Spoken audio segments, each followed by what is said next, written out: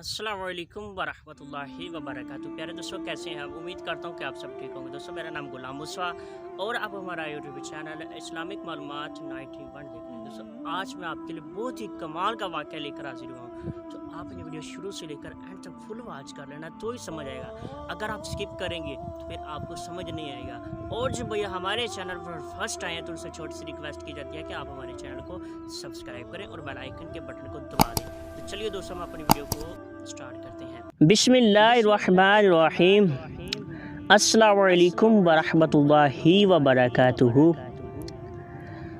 एक नौजवान पाकिस्तान का अमेरिका चला गया और वहां जाकर वो वहीं की ज़िंदगी में गुम हो गया।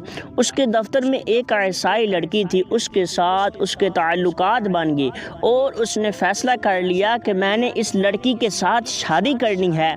उसने जवाब दिया, मैं अपने माँ बाप से मशवरा करूँगी।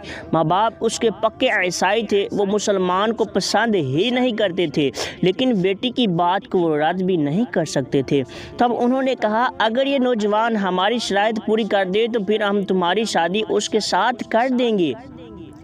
और शराइत उन्होंने ऐसी अजीब रखी कि उनको यकीन था कि पूरे नहीं कर सकेगा।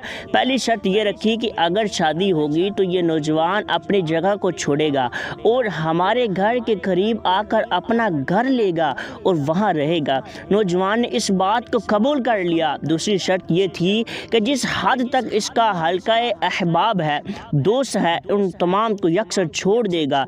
ना फ़ोन का राबिता, वैसे मिलना मिलाना। हमारी कम्युनिटी के जो लोग हैं ये उनको अपना दोस्त बनाएगा, उनके साथ अपना राबिता वासिता रखेगा। उसने ये बात भी कबूल कर ली। तीसरी शर्त उन्होंने ये लगाई कि अपने माँ बाप से भी हमेशा हमेशा के लिए अपना राबिता तोड़ देगा। उस नौजवान ने ये शर्त भी मान ली। चौथी शर्त उन्होंने ये रखी कि ये अपने मुल्क कभी वापस नहीं जाएगा, यहाँ रहेगा। उसने शर्त भी मान ली। पाँचवीं शर्त अजीब तरीन कि हम संडे को अपने गिरजा में जाते हैं तो ये हमारे साथ संडे को गिरजा में भी जाया करेगा। उसने शर्त भी मान ली।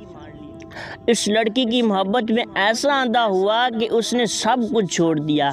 चुनाचे जहाँ ये रहता था, पता चला ये एक दिन वहाँ से गायब हो गया। ना दफ्तर वालों को पता, ना दोस्तों को पता। एक माह 2 माह बड़ा उसको तलाश किया गया, मगर पता ही नहीं कि कहाँ गया। वो मुल्क भी इतना बड़ा है कि कोई गुम होना चाहे तो वो बड़े आराम से गुम हो सकता है, लेकिन लोग 1 साल तक तो उसको याद करते रहे। बिल आखिर उनकी मेमोरी से भी उसकी बातें निकलने लग गई। कोई 3 साल के करीब अरसा उस तरह गुजर गया। एक दिन इमाम साहिब मस्जिद में आए फजर की नमाज के लिए, तो उन्होंने देखा कि ये नौजवान आया और वुज़ू करने लगा। वो बड़े हैरान हो गए, ये ज़मीन से बरामद हो गया है या कहीं ऊपर से टपक पड़ा है, किधर से ये आदमी आ गया। खैर, वो बड़े समझदार थे। उन्होंने नमाज पढ़ाई और उसको अपने साथ अंदर कमरे में ले गए और कहा, भाई आपके साथ तो हमारा बड़ा ताल्लुक़ था, इतना अरसा हम एक दूसरे से दूर रहे, आओ एक कप चाय का पी लो। फिर उन्होंने पूछा, तुम्हारे साथ क्या बनी? तो उसने पूरा वाक़या सुनाया। कहने लगा, उस लड़की की मोहब्बत में मैं अपना सब कुछ छोड़ दिया, शादी होगी, मैं उसके साथ ज़िंदगी गुजारने लग गया। मेरे पास मुसलमान होने का ज़ाहिरन कोई नामो निशान नहीं था, सिवाय एक निशानी के मेरी जो किताबें थी वो एक जगह पड़ी हुई थी। उनमें एक कुरान मजीद था। जो सुबह रोज़ मैं तैयार होकर दफ्तर जाने लगता, किताबों पर मेरी नज़र पड़ती तो कुरान मजीद को देखकर मुझे अल्लाह की याद आती, अल्लाह का ध्यान आता। मैं अपने दिल में कहता कि बंदे, तू ख्वाहिशात के पीछे लग गया है, तू है गुनहगार, लेकिन देख सच्चे अल्लाह का ये सच्चा कलाम तेरे घर में मौजूद है। बस इतना सा तसव्वुर मेरी ज़िंदगी में था। रोज़ आते जाते उस पर मेरी नज़र पड़ती और ये ख्याल मेरे दिल में से गुज़रता।